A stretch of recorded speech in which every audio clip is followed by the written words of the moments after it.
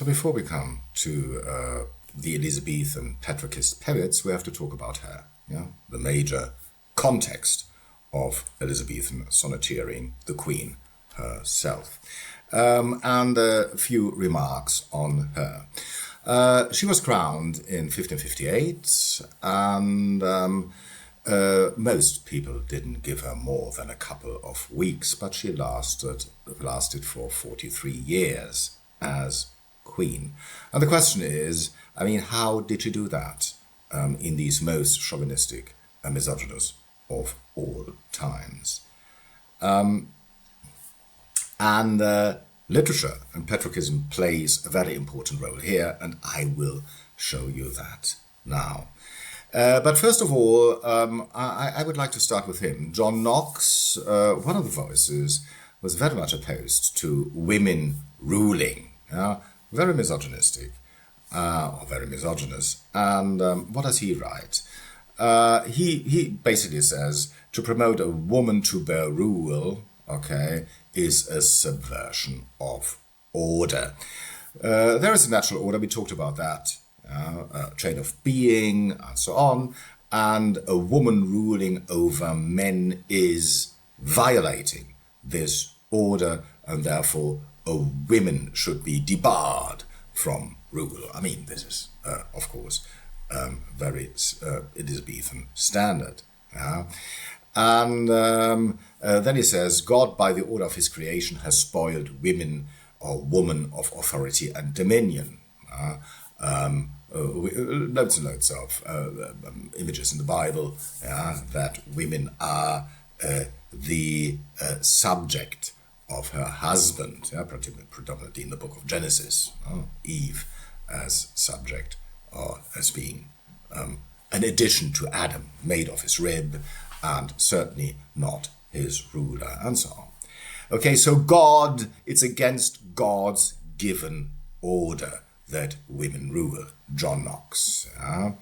And he likens it, compares that to the foolish and the mad govern those that are intelligent, and finally that the foolish, mad, and frantic shall govern the discreet and give counsel to such to be sober of mind.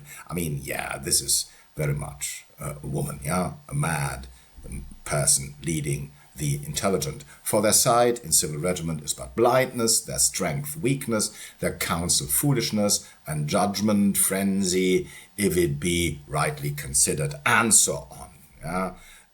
So they are just not made to rule. Basically, it's only one argument. It's against order. Or nature, against nature. Nature, I say, does paint them forth to be weak, frail, impatient, feeble, and foolish, and experience has declared them to be inconstant, variable, cruel, lacking the spirit of counsel and regiment. Same argument. They are frail in every respect. All these misogynist diatribes here. We come to that. Later on, I will have a video on misogyny in general. But there's one here, John Aylmer, Bishop of London, and he writes against John Knox and says, women may very well, in certain contexts, rule over men. And he says, directly answering to Knox, feebleness of the body and so on, but I grant that so far as it pertaineth to the bands of marriage and the office of a wife, she must be subject, but as a magistrate she may be her husband's head. And this is the main argument. Yes, as a wife, women have various roles. As a wife, she's subject to her husband. No doubt about that. But, there are other contexts, and this here of a magistrate, of a monarch, which may set her even above her husband's head. And it's true, that a woman owes obedience to her husband, biblical, but of course not to everybody. Neither oweth every woman obedience to every man, but to her own husband. And a few other arguments, or the same argument, of course, emphasized.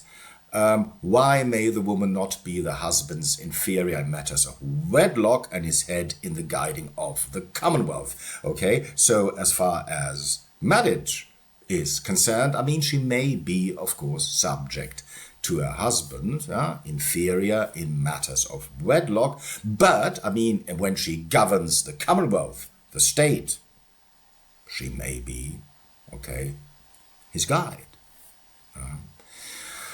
And his argument is, I cannot see how you can debar them of all rule or conclude that to be heads of men is against nature. So there are, let's pin it down to that. I mean, there are certain concepts, contexts, outside marriage where women very well may rule over men, okay? And one is the guiding of the Commonwealth, okay? And this is the monarch, yeah?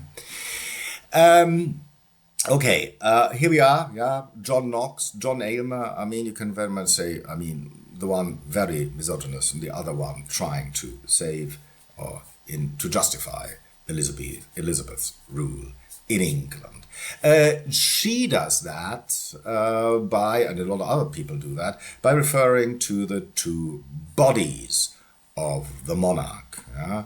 The monarch has two bodies. He has a political body, body politic, and a natural body, the body natural. And if you apply this to Queen Elizabeth, she has a body politic, which is king. The political institution is king. And the body natural, which we see in her precious robes and so on, is woman. And she herself uses this concept, which is probably apocryphal, we don't know. But of course, it's assuming that she really gave this speech, which is far from being certain, but that she gave this speech just before the battle against the Armada at Tilbury in 1588, where she says, I know I have the body of a weak and feeble woman, but I have the heart and stomach of a king. And here we are. Yeah? I may look like a woman, weak and feeble woman, body natural, but I have the heart, courage, heart, same thing. Yeah, courage and stomach, yeah, the courage of a king and of a kingland too.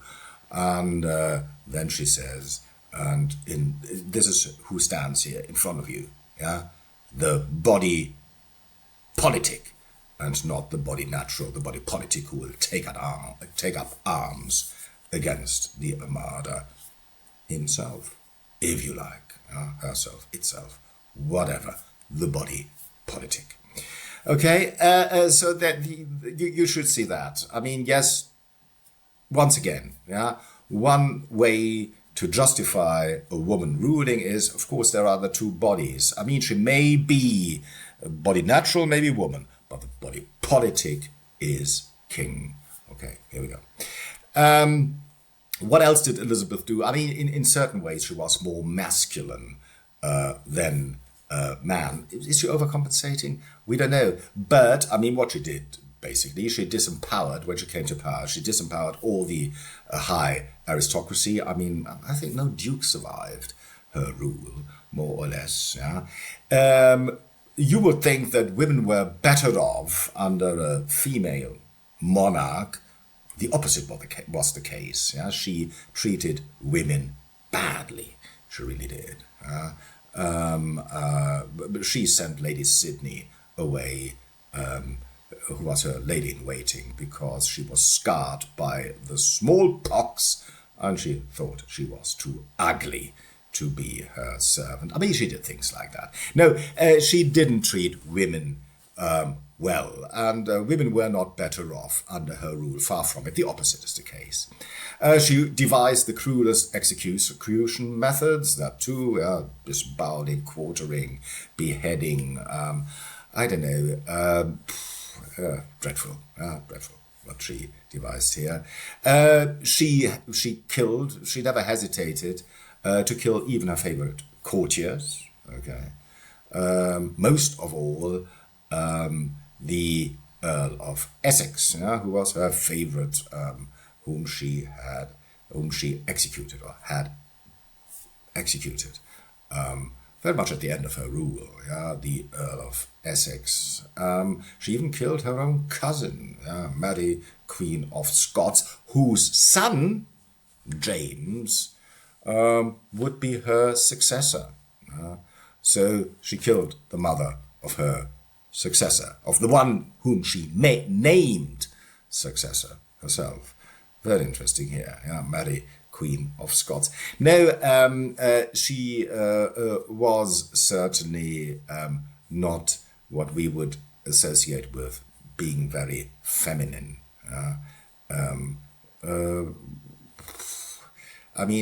Men feared her, most of all. They did. Her favorite pastime was bear baiting.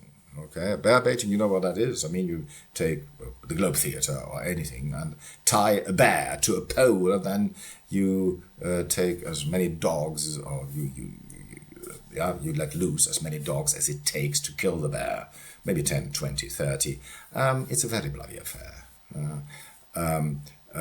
Not very pleasant, but good entertaining, and it may take hours until the bear is finally torn apart by the last pack of dogs. She liked that. She liked that. So what we should see here is, certainly, Elizabeth was in no way meeker than her contemporary male monarchs were, of course not. Okay, and here she is once again, and I would like now to come to the point, the next installment. How does literature come in here? Okay, we'll do that in a minute.